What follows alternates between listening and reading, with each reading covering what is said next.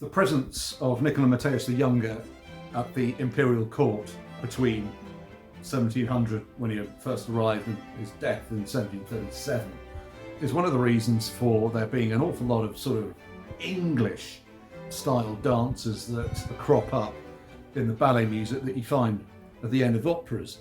Interestingly, you might have thought that the guy that is just employed to write the ballet music might not be necessarily particularly well known throughout Europe, but maybe this is not the case. For instance, we know that Matteson, a composer and theorist, wrote about Matteis and his ballet music. He talks about the opera Croesus by Conti, another one of the Imperial Court composers. He says basically, Conti wrote the opera, Matteis wrote the ballets. He says, the reason that Matteis wrote the ballets is we do not all have the same gifts, which is a very nice way of putting it, because Matteis' ballet music is very, very, very good.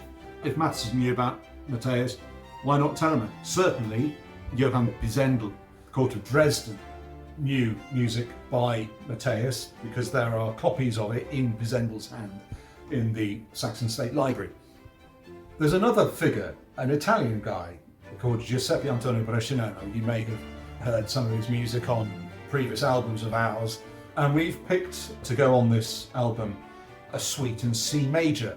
Now, although Brescianello was working at the Court of Württemberg near Stuttgart, although geographically speaking, Stuttgart isn't exactly that close to Vienna. I think it's something like 600 miles or something like that. So quite a long way away, but politically, the two courts were quite close. The Court of Württemberg had fought for Charles VI, the Holy Roman Emperor, during the War of the Spanish Succession.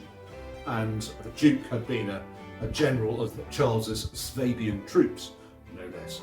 So it's very conceivable that with the political exchanges, there were also cultural exchanges. And it's interesting that one finds dances in Brescianello's orchestral suites. Interesting fact that he's about the only Italian that writes proper orchestral suites. But some of the dance movements have a distinctly English flavour, and in particular, the Overture in C actually has a hornpipe, which is the only hornpipe that I've come across by an Italian not living in Britain. So it's quite unusual. A very, very English dance. There's no two ways about it. So 100% English, despite the fact that Matteson says they're Scottish, but he got that wrong. So there you go. Brescianello hornpipe must have been influenced by Matteis the Younger.